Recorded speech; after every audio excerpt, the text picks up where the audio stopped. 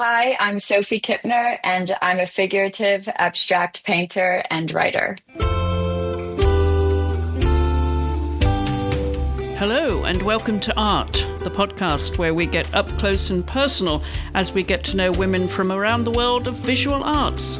I'm Chris Stafford, and this is Season 3, Episode 20. My guest this week is the American figurative abstract painter and writer Sophie Kipner, who primarily uses the blind contouring technique in her artwork. Sophie was born in Santa Monica in 1982 into an artistically musical family. Her English mother Lizzie was a singer and dancer, her Australian father Steve a songwriter, musician and producer, her grandfather a songwriter and producer, and her brother Harrison, also a songwriter, musician, and producer. Sophie, however, was to take a different route, with an early interest in art, particularly sketching and learning portraiture, which would carry her through to her professional career. Her parents emphasized self-expression as a learning tool, encouraging her creativity. While attending Viewpoint High School in Calabasas, she developed an interest in photography. Sophie was the first member of her family to attend college, and she chose the Annenberg School at the University of Southern California to study journalism and public relations, graduating magna cum laude with a BA in 2005. Her earliest exposure to art and artists included visits to galleries in Europe with her mother, which is where the abstract work of Picasso caught her eye and subconsciously imprinted an influence that would later become apparent in her own work. After graduating, Sophie spent time working for her aunt at Apogee Electronics, where she learned a number of skills that would later help her in her own business. Her love of writing, especially short stories, became an important and relevant aspect of her career. From 2013 to 2015, she worked at the Society Club in London, and it was during this time that she introduced sketching games to her dinner parties, which unlocked her love of art again after many years focusing on her writing. After moving back to LA, Sophie began showing her work on social media and taking commissions. This eventually led to her decision to become a full-time artist. And since 2015, she has had her works shown in multiple solo and group gallery exhibitions and sold into commercial and private collections globally, including the Salam Art Collection in Iraq. Her writing was also gaining momentum, and in 2017, her first book, The Optimist, a satirical look at the extremity of romantic desperation, was published by Unbound in the UK and later in the US and Canada in 2021. The novel was named a Best Summer Read by the Daily Mail and optioned for film and television adaptation. Sophie was also the subject of the Oscar shortlisted short documentary Sophie and the Baron, which chronicles Sophie's friendship and artistic collaboration with legendary Rolling Stone magazine photographer Baron Wolman. The award-winning film, directed by Alexandria Jackson, premiered at SXSW Film Festival and was acquired by Disney as their first original documentary and is now streaming worldwide on Disney+. Sophie lives and works in Santa Monica, California. Sophie, welcome to the podcast. Thank you for joining me in podcast land. Thank you so much for having me. It's my first podcast experience, so I'm very happy to be here. I love that. Well, it's an honor then for me to have you as my guest, making your maiden voyage into podcast land. I love it. Well, you've made it very exciting and fun. I'm very happy to join the ranks. I appreciate you taking the time to do this. Just set the scene for us, Sophie, about where you are, because I know your corner of the world. I've lived out there, and I'd love for you to describe, if you would, paint a picture of where you are in your studio and the kind of light you have when you're working and the ambience you create.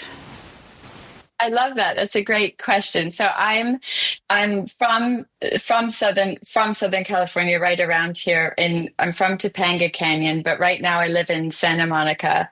I've lived all around LA, sort of in all the different pockets, and I love being in Santa Monica particularly this place that I'm at now, it's a 2 bedroom sort of typical Santa Monica bungalow kind of vibe, and one of my bedrooms is my studio, and I have a big beautiful tree that is very, very old and magical that is outside the windows, and I feel like it does cast some, shadow and doesn't give me as much light as I would love, but it has a lot of, protective, beautiful energy. So it's a good trade-off. And different parts of the house have really, really beautiful light, especially morning time, late afternoon. I love how the light sort of seeps in. LA's got really beautiful light, and it changes so much in different places. I don't know if you experienced that when you were here. Absolutely, yes, very much so.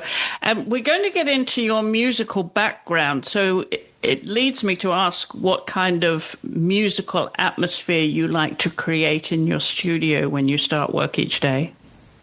I think music is a very important, integral part of my practice. I think because I grew up around so much music, and I feel so alive and like myself when I have it. Sometimes I almost forget where, sometimes I'll go into sort of a work mode, and if I haven't started playing music, I usually always start by putting on music, but when I have moments without it and then I put it on, it just enriches it so much, and I feel so much more alive. And I just think music is so incredible. And I so my family's all in music, and so it was just always around. So I think it feels very natural to have it playing in the background. I generally listen to music while I'm painting. I do listen to tons of podcasts and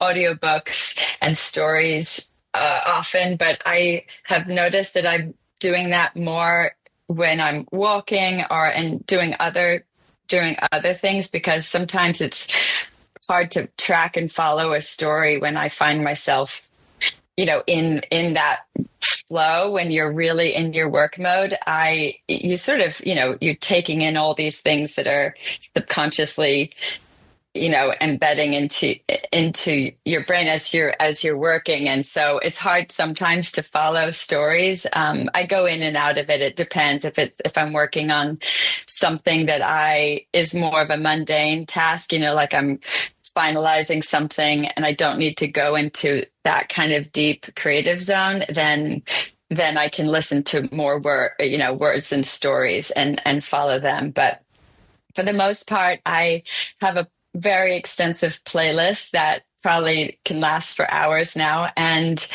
I listen to a very wide variety of music, and I will let it sort of take me, with it on these journeys. And it's actually interesting. I wonder sometimes like how it affects some of the work that I'm doing, but I'm sure it does. I'm sure that the feeling in each kind of genre affects the movement in the pieces. I'm sure of it, whether I'm aware of it or not. But I think it does create a special space. Like it makes it feel like you've walked into a room and that's your time. And I'm constantly adding music to this playlist. And maybe because my father was a musician and a songwriter, and I grew up being in the studio and listening to him repeat songs, comping vocals over and over and over again. I find a lot of pleasure out of listening to a song over and over again. It sort of becomes trance-like to me and helps me really go into a very focused zone with my painting. But I'm sure it's really annoying for anyone else, and who's around who might not be used to listening to stuff over and over again. But I love it. When I love something, I can listen to it a million times.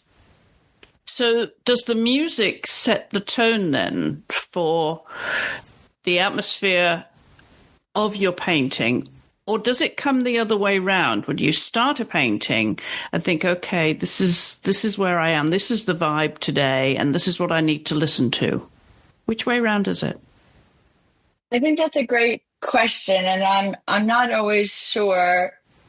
I imagine it. I think it probably goes both ways. I know there are certain songs that make me feel really good, and and make me feel really happy and in the right kind of mindset, but it might not be particularly influential to that like certain piece. But a lot of the time, I think if it's something that feels specific to like right now, I've sort of moved away from doing more musicians, but there was a time that I was doing a lot of musicians and portraits, and I definitely would play that music to set me in that world.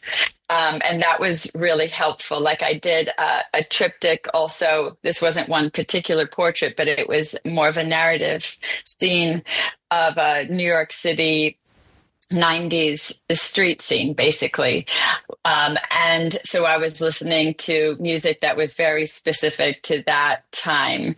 And I really do, I think that it was a perfect example of what you're asking, where I would play the music to help set the environment so I was there, and then other times when it's less specific to that, I think I go more with how something feels rather than it being genre specific. And how about your daily routine? Are you a morning person, afternoon person, or do you discipline yourself? If you have work to do, then you're going to go in the morning and it's going to happen no matter where your circadian rhythm is. Yes, I think that ideally that I show up every day, and as I'm sure as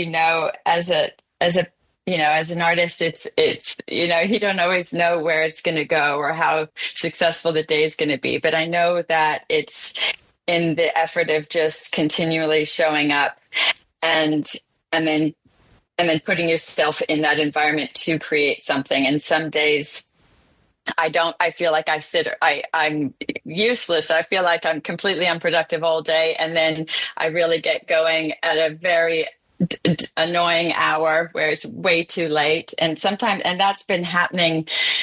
And I don't love it because I think it's good. I wish I had just a normal sleep schedule sometimes, but I think ideally I feel great when I wake up and I start work quite soon after I've woken up. I feel like I have a lot of energy in the morning, and I'm anxious, like in a good way. I'm eager to get going. Like I feel like I've got a lot in me to get out, and I want to work on these different projects, and I have so many projects going on all the time.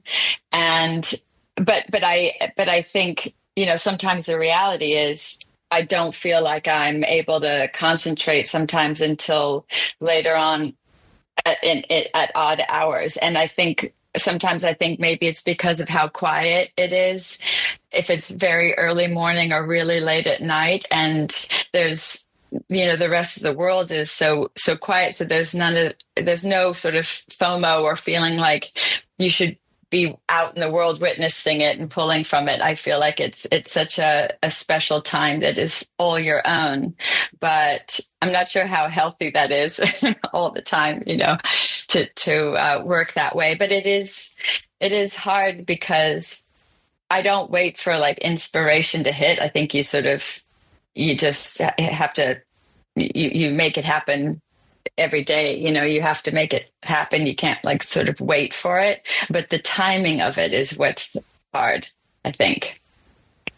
Are you gentle and patient with yourself then during those periods, even if you have to wait all day to really get into the groove?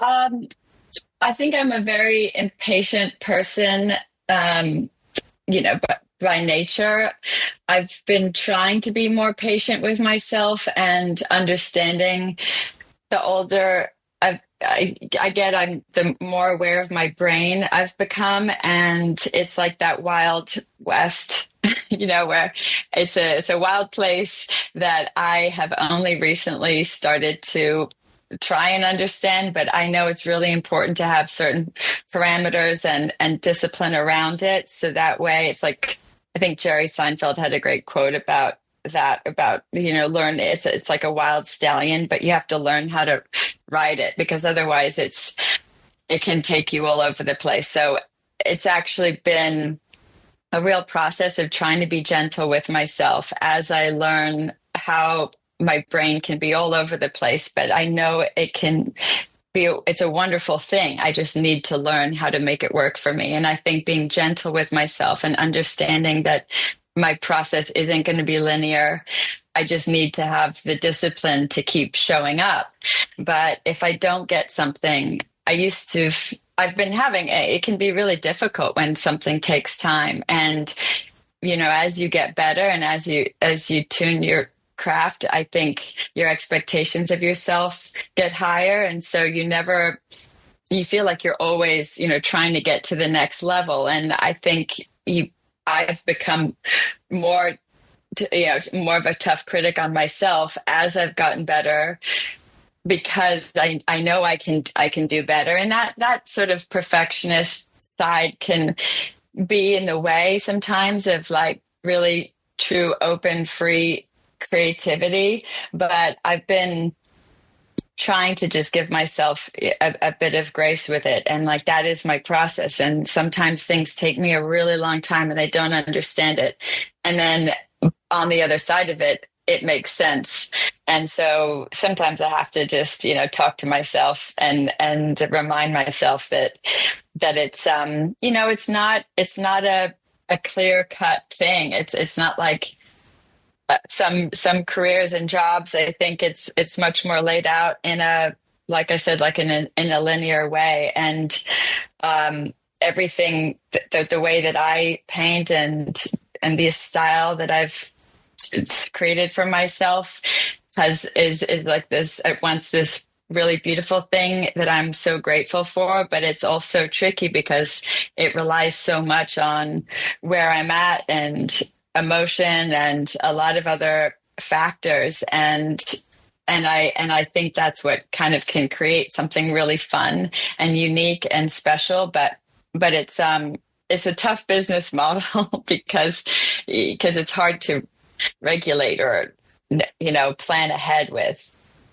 Well, you've been a professional artist now for the last 10 years. So you obviously have the discipline, but how do you cope with the pressure, say, with commissions? I think that, I'm very grateful for the commissions because it's been what has allowed me to do this full time for the past, 10 years or so. And I love the process because it allows me to meet new people and interact with people. I've made great friendships from people who I've done portraits for and done commissioned work for, and I think it's such a beautiful way of connecting with people. But inherently there is pressure with it because when you're doing a portrait for somebody, you want it to be great. Every single piece, I feel like I give everything in me to, and I want it to be as good as I possibly can make it. And, and I think a lot of people who are commissioning me know that my style is very abstract. And sometimes, maybe I'm getting into a whole nother question here, but it opens up, what's interesting about, for me, what keeps me interested is the fact that as sort of my approach to each portrait keeps it really exciting and fresh, but I never really know the outcome. And sometimes, the way that you see somebody is they know that obviously they're coming to me not for a realistic portrait, so they know sort of what they're signing up for. But I think it's always different when you see how someone sees you, and even with self-portraits too, how you see yourself. I mean, it is an interesting thing, and I want to make sure that everyone's really happy with how the portraits come out, because you want it to be on their wall and for it to be something that they look at and it brings them joy and captures them in a way that is very specific to them. And no matter how abstract it is, no matter how wild, if the eyes are, you know, on their forehead and all these different things, it has to still feel like them. And I think that is an inherent pressure with this kind of portraiture, because it has to feel like them, even if it doesn't look exactly like them. And then you want everyone to be happy, and that's why sometimes it can take a while, because it is your own vision, but there's a little bit of sort of back and forth and collaboration that can happen at the very end, where, you know, I sort of do what I feel is them from not knowing them, you know, based on a photo or talking with them. And it's my version of them. But, you know, when you know you want them to be happy, I want to open it up to little bits of, like, if there's anything that they don't love, then you have to, you know, sort of tweak little things afterwards. And it can be difficult, because since I'm drawing from such an abstract place, changing one little thing can change the whole thing. You know, it's not just like, when it's so precise and measured, I think you can probably fix an area very quickly. But sometimes when the whole thing is off, changing one little thing can completely make the person almost disappear in the portrait. So it can, I think it's commissioned work in itself can be difficult, because you're trying to create from a pure place of artistry and creativity from yourself. But then also you do have to take into account what your collector or client wants, you know, and what makes them happy. And so I think there's negotiation there, but it's been a really special process for me, you know, and learning about myself and how to make this work. You know, I think it's been really interesting, but I'm really grateful for it. But it can be really tough. Well, you're clearly a perfectionist. So are you one to easily follow your instincts, your intuition in important moments, just with your art, but in general? Do I follow my instincts? Yes, I feel like, well, what's interesting about this style, because I use sort of blind contouring as my initial approach to the canvas. And I can go back with you about how that started. But I think I've always been, you know, sort of intuitive and sensitive and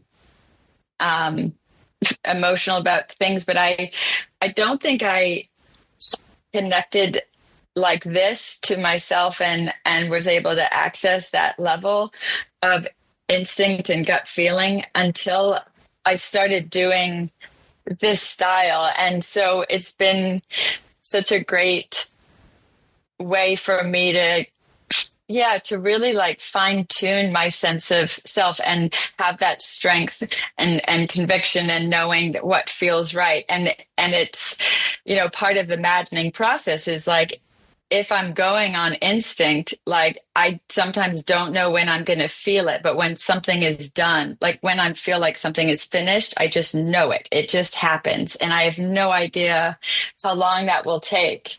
And sometimes it's a agonizing amount of time. And then sometimes I get it right away. And it's impossible to tell someone how long something will take because it's so, each one is so specific, but I have a very clear feeling when it's finished. And that is such a joy, that feeling. And when I feel like I've captured someone, it's a high, you know, and I think that fuels me and I sort of ride that wave that I get on and it's constantly chasing those waves. And, you know, and I feel like, so with blind contouring, I don't look at the canvas for that initial line. So I only look at the subject and not, I don't look at the canvas. So it's one continuous line. And I pretty much always start at the same place, and I kind of have a similar approach, but obviously every time it comes out differently. But it gives me the chance to feel what I feel like that subject, like how that subject feels to me, as opposed to if I were looking, I'd be taking into account how that person might want to be portrayed. Intellectually, your brain gets in the way, and it tells you how you feel like they would want to be seen, as opposed to how I feel it. And so forcing myself to approach a blank canvas this way gives me this freedom. And it's so exciting also, which is what can be difficult when you can't nail it for a while. But I think it's given me the chance to trust my gut that most of the time when my head gets involved, it's, that's when it gets tricky for me. I think everything in my life started getting better. It's been like this really beautiful lesson that things are better for me when I get out of my own way. And of course, your brain has to come in and edit and clean up and make sense of what you've created, because again, it can't just be like, this is how I feel, here you go, there's a portrait. Like it has to capture them, it has to make sense. And that fine tuning, where you've taken it from the sketch to a final piece, that can, that's when your head gets involved. But that initial feeling, I think, is so connected to my gut, and it's really strengthened that. And so I feel like it's affected a lot of other aspects of my life. It's kind of taught me that lesson, that just to sort of be feeling forward and to not overthink things. I used to be a massive overthinker. I'm not saying I'm not now, but I used to be much more of a worrier, and so in my head, and always thinking about how, what other people are thinking. And I think becoming an artist in this way and in using the methods that I do, especially at the start of a piece, has helped me get away from that, because, it keeps that kind of mentality for me. Particularly, it just keeps me too rigid. If I'm constantly too worried about everything, how can I feel free to be creative? So it's been like the antidote for what I've always needed. And I didn't realize until I found this style, but I really see how it applies with everything, probably, all sorts of relationships, how I look at new projects, and even with my writing, which is also a big part of my life, but my main focus is art. But I feel like it's in a similar way with how blind contouring is, that is allowing you to access this other part of you that can be more true and more authentic, because again, your self-judging internal editor has been kicked out of the room for a while. That's also the same way that I had more clarity and success with my voice as a writer, because with a sort of that sort of automated writing, with this free writing, free association. So anything that helps me just like gives myself permission to freely express without the confines of what it should be and the judgment that will come later, I think I've found to be the only way I've had any success, and it's just a good life lesson. Would you say that art chose you, or you chose art? I definitely feel that the art chose me, and I've always been someone who's loved art. I think I've always been off on my own planet, in my head, and as a kid had a vivid imagination, and I didn't ever know that I would go into this as a career. I don't know if you can anticipate that. I had a beautiful example around me of a lot of people who had made it being creative, and I think that's so special. And I know how rare that is because, I think most of the time you're the black sheep in a family when you do the creative thing. But, I would have been the black sheep, had I tried a more corporate route, and I've tried little bits of that. And I just knew, I think my family was waiting for me to sort of come around and realize that being an artist, in whatever form that is, for a while it was writing focused, but that is definitely, who I am. And I had to almost explore other things because I thought, well, I don't know how to make it or how will I do it. But then I started embracing it. And, I'd always done little art shows here and there and always did all my extra classes and extracurricular electives and things like that. I would always fill with art related things, a lot of photography in high school. And but I studied journalism in college, but then used all my extra classes that I had, my electives were always art focused. And so I think it was always there, but I had these people around me, like I said, growing up, where I saw people with my own eyes that were doing what they loved. So it felt, on one hand, very natural and like possible, but mostly it was music related. I didn't have anyone around me who was an artist, a visual artist. They were all sort of musicians, but I knew how that was a tough world, but I saw it being possible. And, and that can be tricky because when you're around people who've been very successful with it, it makes it feel like it's very accessible and that anyone can do it. Not anyone can do it, but I mean, it doesn't feel like this crazy thing.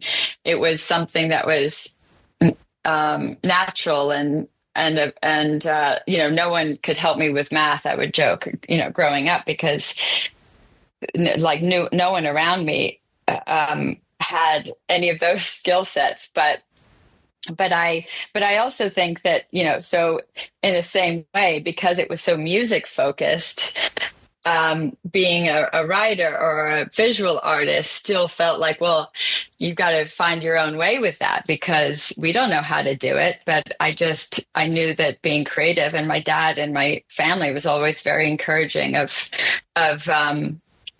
following that. You follow your passion, you follow what you are meant to do and how you perceive the world and how you make sense of it. And so I was always very encouraged to do it. And then I kept, whenever I'd find myself in a block or not sure where I would go, I do feel like the art found me in the sense that, it all happened very organically. I didn't think I want to be an artist and just figure out how to make it happen. I think I kept finding myself stuck. I've had a million different jobs, which I'm sure is common, I know, for a creative person finding her way into the world. And I've always been very attracted and interested in people, and I'm curious, and I've had that curiosity throughout my whole life, and I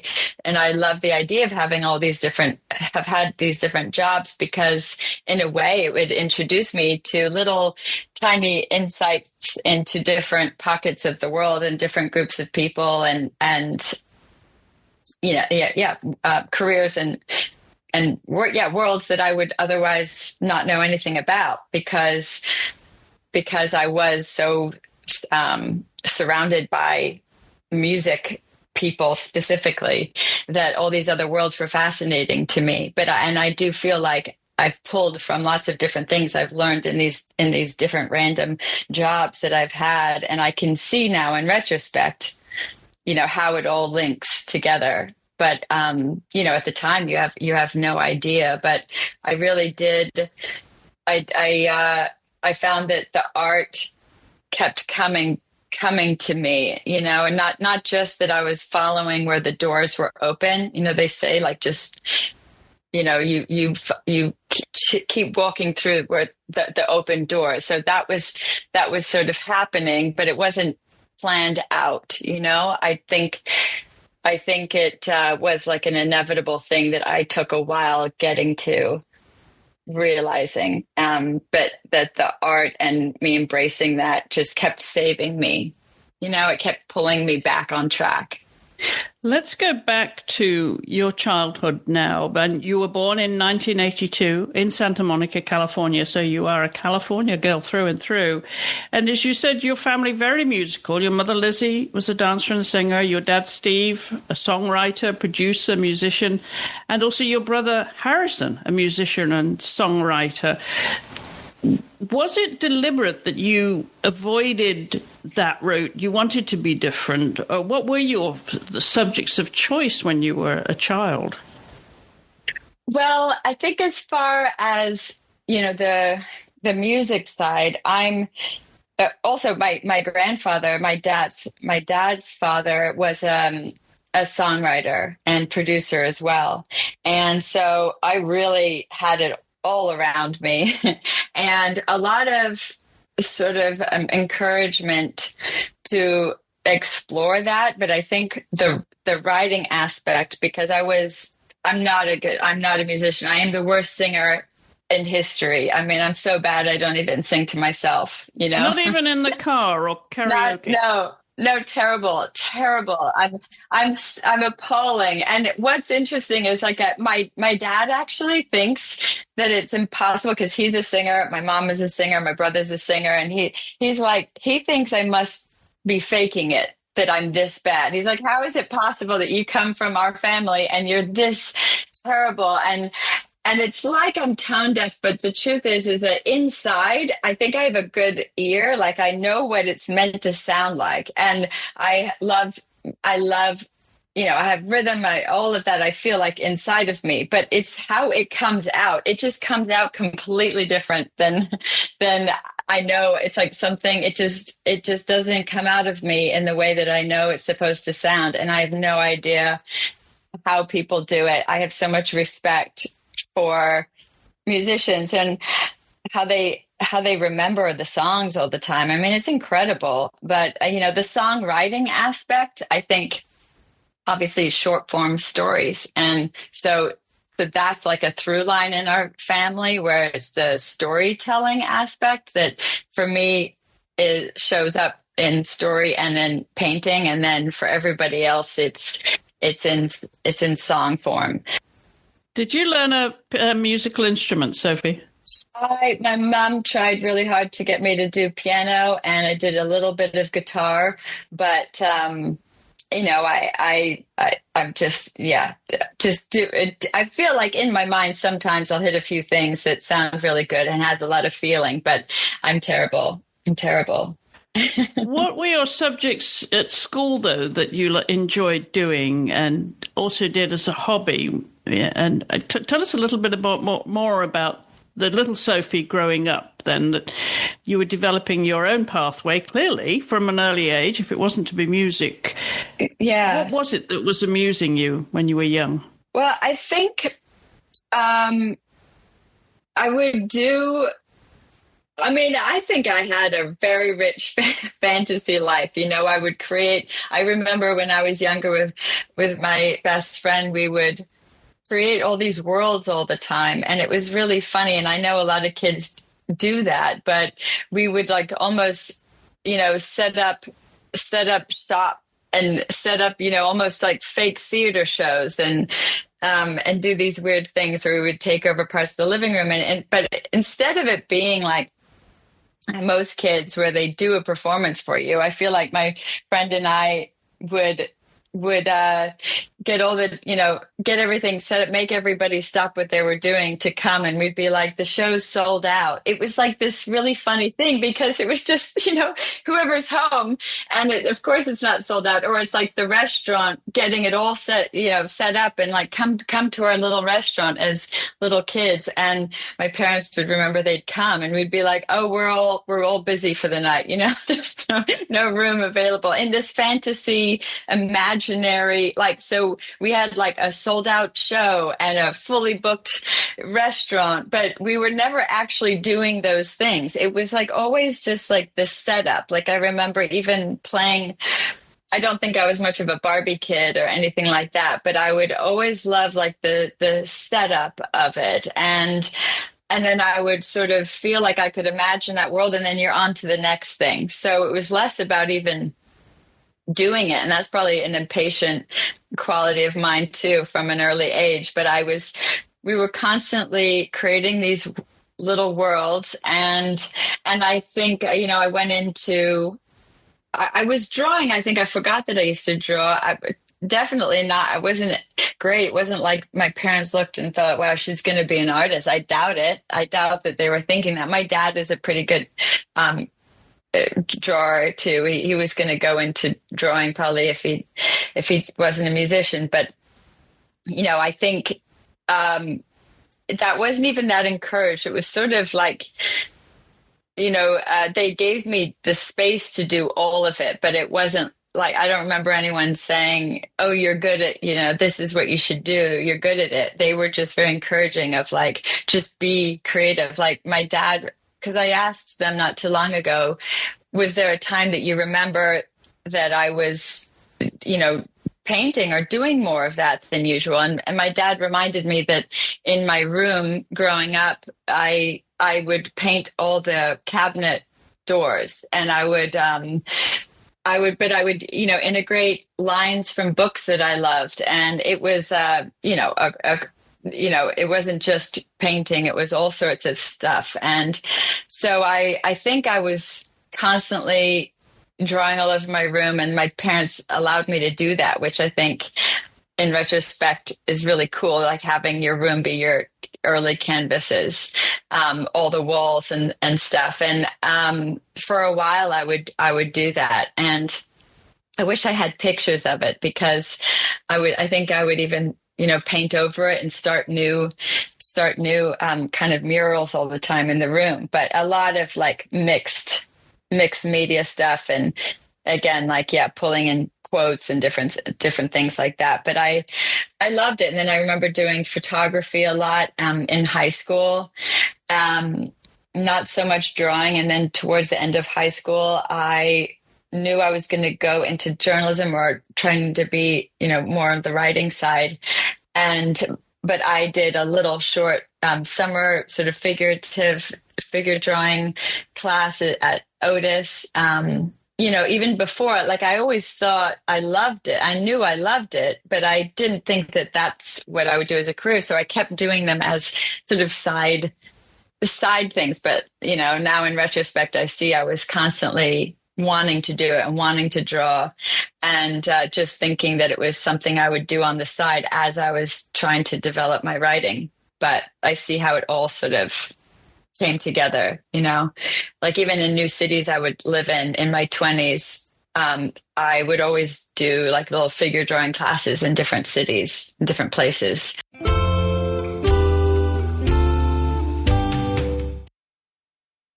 Did your parents take you to museums and galleries when you were young? I think a little bit, so my mom is English and my dad's Australian, and I, grew up here, but we did a lot of traveling when I was younger, and we would go to England a lot. And I do feel like we probably did a lot of that, and I don't remember that so much. I think there was a lot of emphasis on less on. Right. My mom's really interested in that. Like, she would have been the one to take me to museums. And I remember doing a bit of that with her. And, but I think my dad, and it was a lot of encouragement of just learning how to express yourself rather than necessarily what's obviously very important, which is, the education around it and the world around it. But I was the first person to go to college in my family line. And so I think it was, you fine tune your craft, and you've got to know about obviously other people who have like are massively influential in the world that you want to be a part of, and you have to learn from them. But I kind of feel like, honestly, I was probably more encouraged to just explore that within myself rather than studying too much of other people. I think sometimes, over education and over exposure can kind of, I think it's obviously very important to do, but I also can see that it can be intimidating and discouraging, and when things are when there's so much to learn, and like, with certain art school and different things, you can almost learn so much that you realize it can be intimidating, and then it can make you feel like you don't even want to start at all, and you don't even know what your voice is, because it has to be. I think sometimes if you think too much about all these things and trying to be like these greats before you, it can stop you from feeling free to figure out what your style and what your voice is, even though I know it's important. Did any of them have appeal to you, though? Was there anyone that you were particularly drawn to as your artistic taste was developing? I think every time we'd go to a museum, I was always drawn like across the room to Picasso. I love Picasso so much. And even before I would know up close what I was looking at, I just constantly was, drawn to his work. And I can see now how that's influenced my style without even, I wasn't actively trying to be abstracted in those ways, but I was always so drawn to his work. And I remember being in Europe with my family, and whenever we would go to places, I would be very drawn, to his stuff, even when I didn't even know it was going to be in the room, just from far off. So there was something about that I was very, very attracted to and inspired by. When did you become aware of Frida Kahlo and her work? I think, there's the amount that we all know through just culturally, being aware of her and her journey. I think that's like, she's such an influential female, one of the most influential female artists. And I think I was always aware of her, but and I found her story very interesting. Her love story, and like her relationship with Diego Rivera and all of that. Like, I found all of that really interesting, and sort of what happens with the woman in those relationships. When the man is the artist, and then she's building up her artistry, in that space with it, and how they both kind of worked together and were inspiring each other. And I remember feeling very interested in her journey, and how she managed to have I don't even know how the love relationship and that personal side of it. I'm not sure why that was so interesting to me, but maybe I wondered like how an artist is able, like her, a female artist, being in relationship, and how does that work, and she was able, like, and yeah, just her process. I found her very inspiring. I imagine in my 20s, I became more and more interested in her. Who would you say then has had the most profound impact on your life as an artist and a woman? Well, I really love, some of the female artists. Like, I realize they're all very, figurative artists. And, I love, Paul Arrigo, I really was so drawn to. I remember seeing that painting that she did, the dance.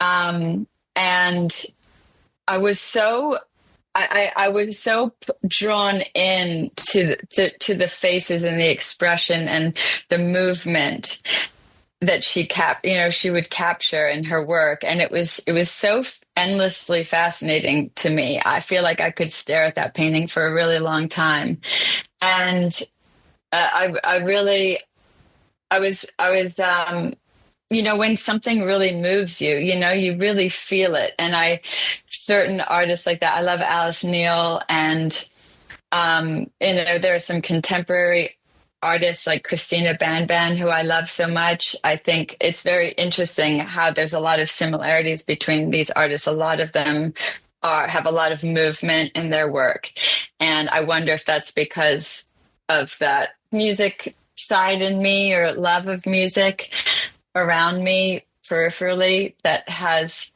been embedded into what I'm drawn to. And I can, because I can see it, and it's all like it's beautiful, but it's this celebration of bodies, and like sort of claiming that, and especially on big canvases. And I think I feel like I'm really drawn. I'm drawn to that kind of work, and art, and female artists who I appreciate lots of different styles, but particularly female artists drawing women, I'm very drawn to, and I keep going back to it. Has that shaped your idea of feminism then, the art? Which came first for you as a young woman? Oh, that's a great question. You mean like has the witnessing females claiming that aspect of themselves, like did that help me in understanding like what it is to be a woman and fighting for that?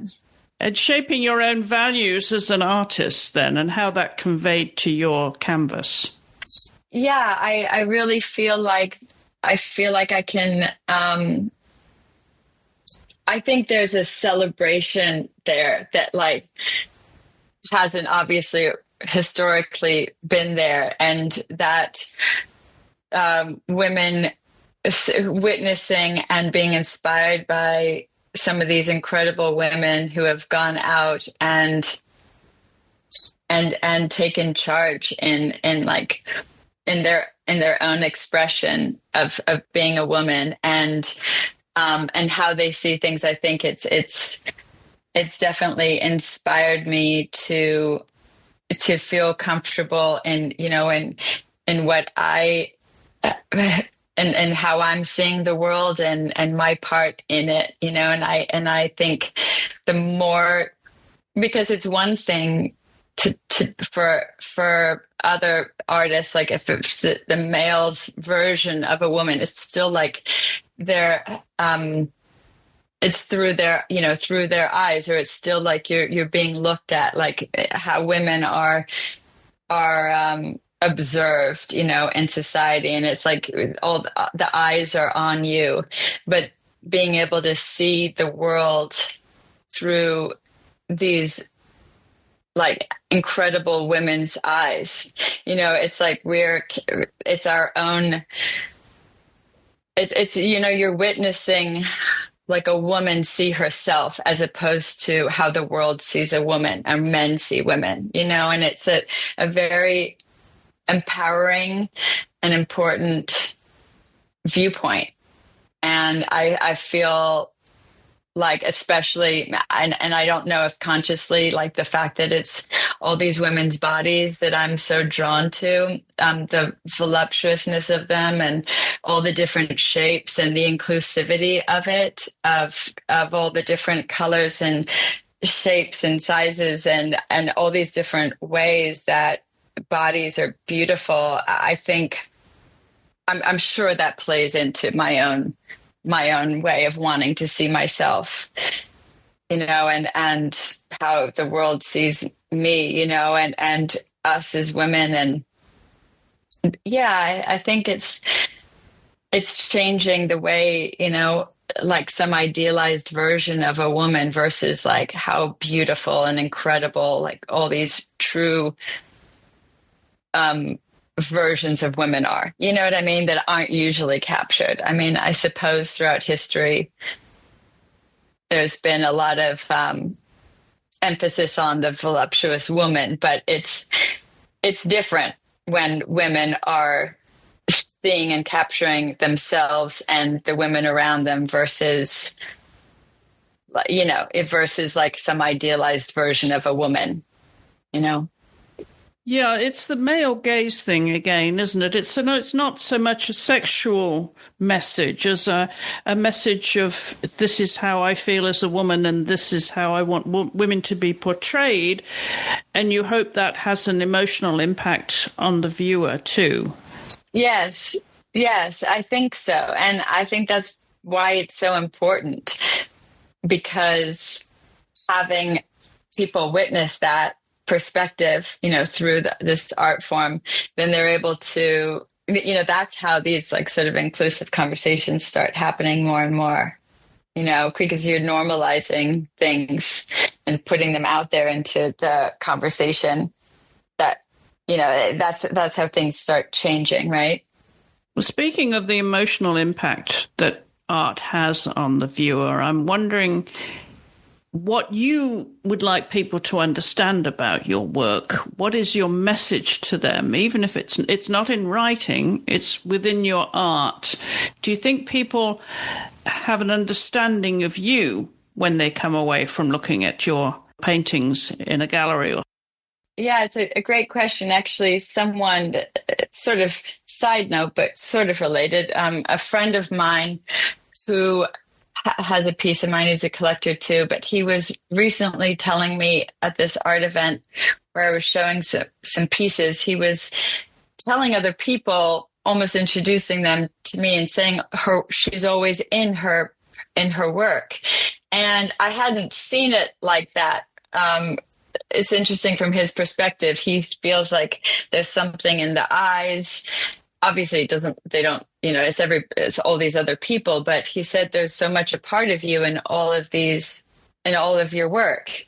And I was thinking about that a lot. And I think I really love imperfect things. I love, the abstraction, but I feel like with everything, you know, I'm drawn to that across the board, you know, in lots of different form, but I've always been interested in that. And I even had a short little stint where in my 20s where I worked like as a shop girl with a gemstone dealer in New York City in the Diamond District. And I was in a diamond building and we were the only little shop basically. And it was a wholesale thing. So it wasn't for anyone walking by. It was for designers, but it was gems only. And I had the most incredible mentor who is a painter, and I'm still really good friends with him. And he was my boss, and he was the head of the Gemstone Association, and his taste, it was this arbitrary taste because you get, when you know gems, like it was his idea of what was valuable, which was so different from diamonds, because diamonds, obviously there's a whole like sort of market thing with holding and creating value and scarcity and all that kind of stuff. And that's a separate issue, but they also have it being, you know, it's like rated, and they have all this, the class system, the cut and everything. And you can sort of determine the value of a diamond very mathematically. Whereas a gemstone, what I loved about it, and I felt like it's really applies to how I look at a lot of things in life, where the things that would devalue it, the flaws in a gemstone, which are like these called inclusions, can make it more valuable rather than being considered a flaw. And I loved that so much, just as a philosophy and how to look at life. And I do feel like maybe my abstraction of certain features on certain people, even though I'm not trying to make anything exaggerated, but I love pronounced features. I love interesting faces, and I love quirky details about people. And I think sometimes in my work I will accidentally or subconsciously exaggerate features that I'm really drawn to and compelled by. And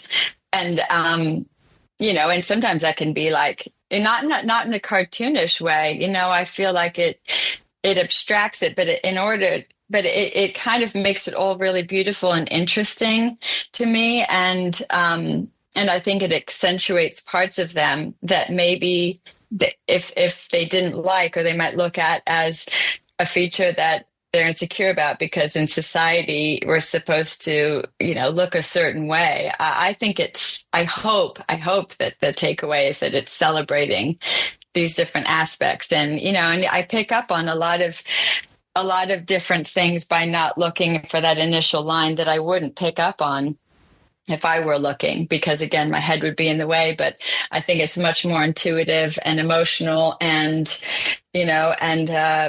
I think, yeah, it feels more emotion, that the work ends up feeling more emotional in the end.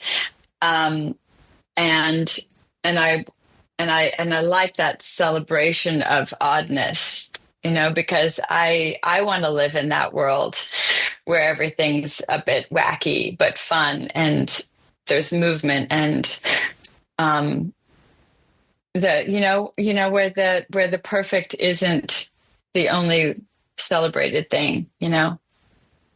You mentioned that you had done a lot of different jobs along the way once you graduated from Annenberg School at the University of Southern California. That was with a bachelor's degree. What was that? Was that in the journalism that you mentioned? Yes. That was in the it was Annenberg School of Journalism and Communication. And I did PR, and I was also like a research assistant researching corporate reputation data. It was for one of my professors, and that was a completely interesting, different world, but I really enjoyed that. So from there, then, what did you do after school? And did you have any idea where you were going, what your direction might be? Or was it just a matter of getting a job and then seeing what happens before you actually found your vocation in art? Well, I worked, my aunt, I call her my aunt. She's, basically both my parents are only children. So I have a lot of aunts and uncles who are as family as I'll ever have. And one of them, she's an incredible woman who owns a very successful pro audio company, and she's married, to a music engineer. And there are people she's known me since I was a baby and just born. And so she gave me a great job out of college and in the marketing department. And I was doing sort of artist relations and marketing for this pro audio company. So it was a taste into a more corporate world. It was definitely like a normal job in that sense, probably less corporate than most corporate jobs, because it was still, it was like it's a great company, big company, but still sort of, female run, and still, small enough where it wasn't like a traditional big corporate job. But I really loved working there, and I just went to celebrate a big milestone for them as a company.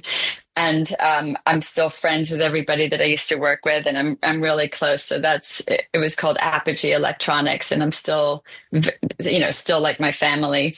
But I think she was wonderful, giving me a great job out of college, and again, I loved it, and I loved playing like almost house in this role that was so different, from my family. Even though it was music related, it was still, no one in my family had ever had a corporate-ish job even.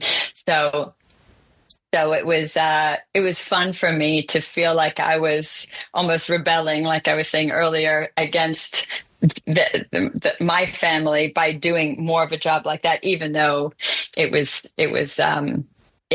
not a typical sort of rigid corporate kind of, it's not like a banking job or something like that. But I still was around music all the time, and I had a great time there, and I learned a lot. But I think I always knew that my brain wasn't meant for that kind of environment. I think I'm terrible at prioritizing tasks, and I think it just became clear over time that I wanted to be writing and pursuing other things, and I was focused on writing at the time. So I'd done that for a couple of years, and very grateful for it, because it did give me a lot of structure and understanding of things that, business wise, that are still part, no matter how creative your job is, that's all part of running a business. And, now I'm running my own little business. What kind of writing was it? I was doing, well, I did, I would sort of look after kids, and then I would do short story stuff, but I would get paid also doing copywriting, because in school, I feel like in college, I was doing a bit of that on the side too. And so I did quite a lot of copy editing, copywriting, little jobs after I left Apogee. But even at Apogee, I would do a lot of press related materials, a lot of interviews and things with artists while I was there. So I was using what I learned in college, and still a bit of storytelling, and in a world that, I understood, even though it was the, technical engineering side of it, of the music, but it was something that I knew a little bit more about than most people, I suppose, who aren't familiar with that world. But I still, my brain wasn't, I'm not an engine. I don't have an engineering kind of mind. So it was, after that, I definitely was doing different short story classes, and I would write stories mostly short stories and little projects like that. And I submitted some stories. I remember feeling I was doing a writing workshop after I moved back from New York, and I wanted to be around other writers and just meet people who weren't necessarily pursuing the screenplay side of things, but more with prose, and be around people like that. And I just remember, again, it was before I felt like I found my voice, and, you're trying to write like a writer that you love, and how are you going to be taken seriously? And, there's a lot of pressure when you're trying to do something like that, because you're trying to prove to yourself that you're going to be able to do it, and you have something interesting to say, and how you're going to deliver it, and that it's worth doing a million different jobs to pursue something. It feels like inherently you're building up so much pressure, because you've got to make it work, because I had abandoned a traditional path in order to pursue the writing, and so you've better make sure you can write, that kind of feeling. What were the circumstances that brought about your decision to become a full-time artist then? So it was actually with the writing. What happened was I abandoned. I remember going into this short story class at UCLA. It was an extension class, and I had this fabulous teacher named Stephen Cooper, and he had us, obviously, as you do, you workshop, you do a couple short stories, and you workshop it with the group. And I kept really just bombing these workshops, where I felt like whatever I was writing was just not translating, and no one was getting it. It felt forced. And I can look back and completely agree. I think I was trying too hard to sound or be a kind of writer that I wanted to be. And it wasn't from me, it was this idea of what a writer is and how that person would tell a story. And so I was very lost, but trying to find my voice. And then one day it just was really discouraging because you're in these workshops and you get ripped apart, which is part of it, part of what you're signing up for, but it can be pretty brutal. And then I was looking after my friend's kid, and taking her to her gym class or something like that. And I remember just going, I've got one more story in this class, and just kind of like, screw it. I'm just going to write how it comes out of me rather than trying to write like somebody else who's a writer. Just write how I was, like, just allowed it again in the same free form way that I found later to work for me. I just got my head out of the way. And I remember taking it to this gym class, and the teacher, the whole scene was just pretty ridiculous. And I started letting my imagination go and thinking about what would happen if I just let this character sort of run wild. And I just put her on the page, and it was the first time that everyone in the class like really reacted to my writing, and it was the first time that I wrote truly authentically, but like free, free form, free association, like free writing, just letting it come out of me. And I think having that really positive feedback and reinforcement encouraged me to keep writing like that. And my teacher encouraged me to submit the short story to this little literary magazine. And so I did that, and it got in, and I was going to get this short story published, and I did do the illustrations for it. So I was doing a bit of art at that time, but again, like sort of to complement the writing, I would do, illustrate short stories, or I would do here and there, like participate in little group shows and things like that. So I was still doing it, but it was kind of in support of the writing at that point. And so then I moved to London, and I ended up working at this really amazing, like a very seminal sort of time in my life at this place called the Society Club. And it was a little literary members club in Soho. And I had been working on these little short stories, and I was going in as a patron at first and signing up for these writing workshops. And I really bonded with the two women who were running it. And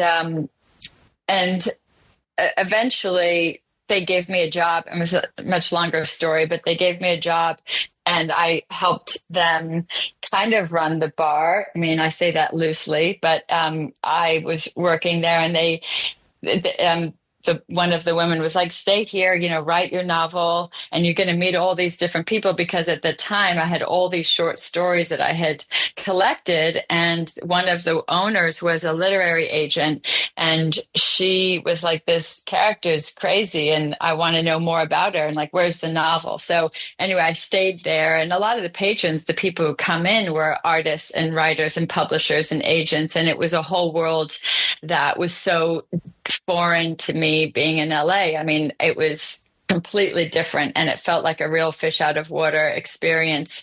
And I was so grateful to be there, and they would have poetry nights, and it was like a Shakespeare Company in current day London, and I just was so profoundly influenced by everybody around me. And it was such an education, not only in learning about a lot of different artists, but writers. And so I finished writing my novel there, but because I had gone about it in a backwards way, which was sort of free form, like talking or developing this character, I then had to try and make sense of it in a novel form.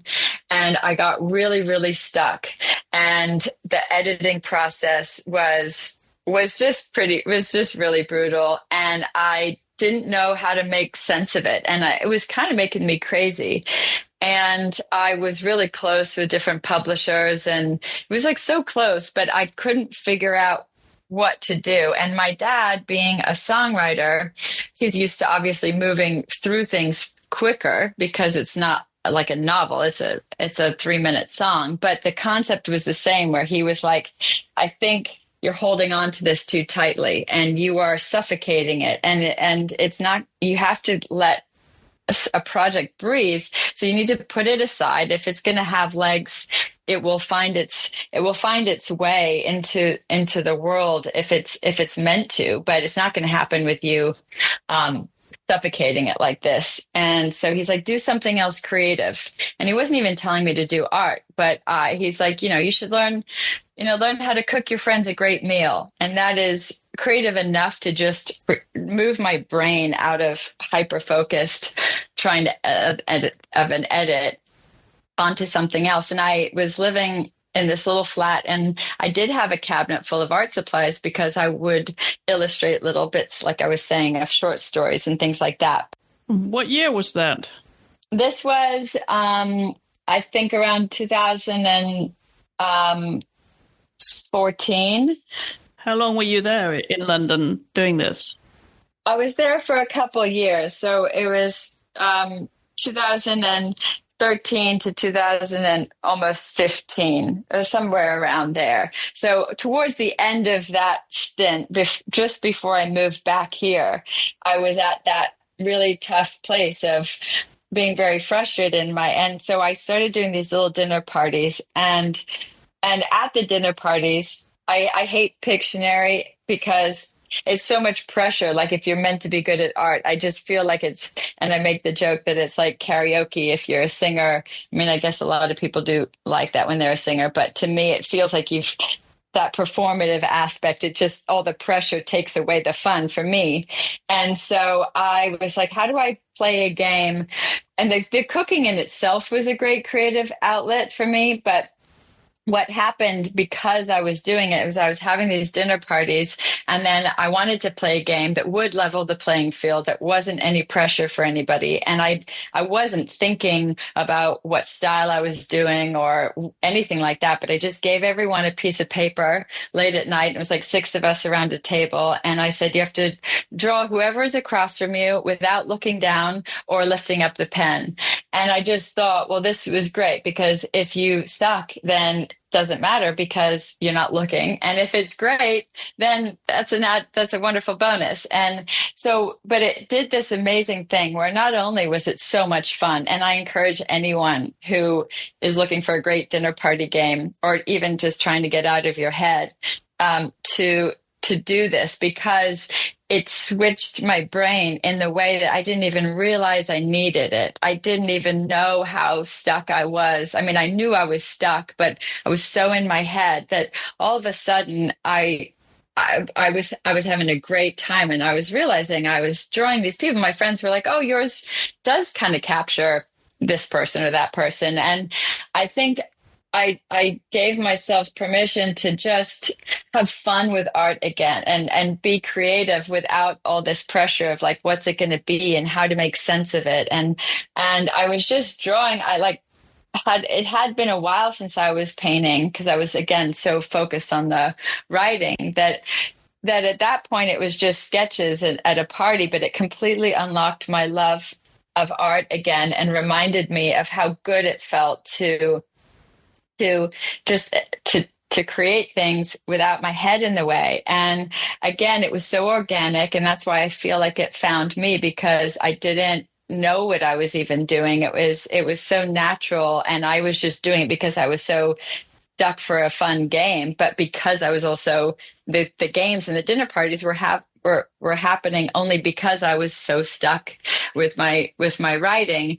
So I'm so grateful that I was in such a creative rut 10 years ago that it forced me to look outside of what I was doing, do something else that wasn't even, meant to turn into anything. And it organically, very authentically, naturally turned into me finding the way that I was going to draw.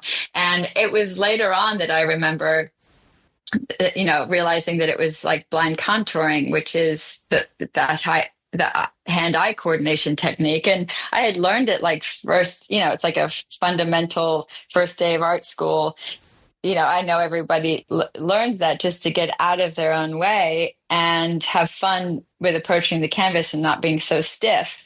But, in my experience, it was a sketch of a hand or a body quickly, but not ever built upon. And so it just, I just fell in love with it. And I realized we started doing this all the time. And then I started sketching people on the bus on my way to work like that.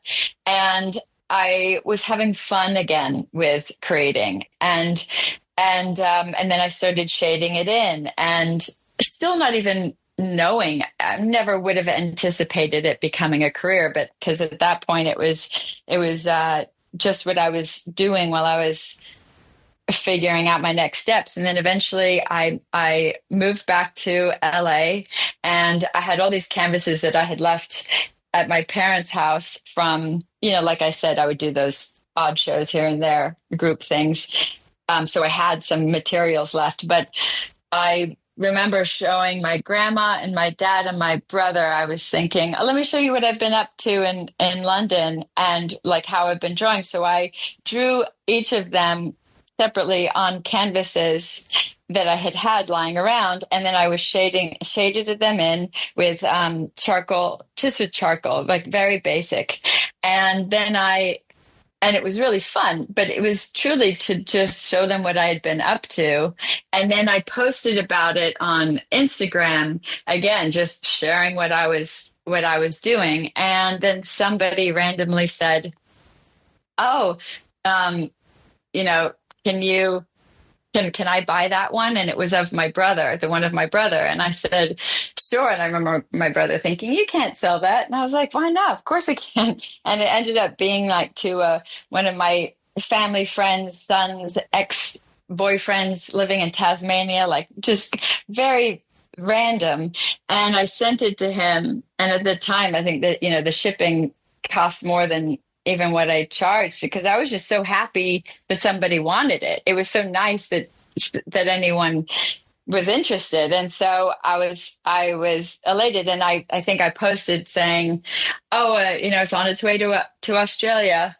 And then someone else who I was Facebook friends with, who I hadn't seen in like a decade at that point, said, oh, I didn't know you were selling them. How much for the one of my grandma? So I sold her that. And then I posted saying that I was shipping that off to wherever it was going. And then someone else said, oh, if I send you a picture of my friends, do you think you could do that style of my friends? And I said, sure. So, and then I shared that I did that when I finished it.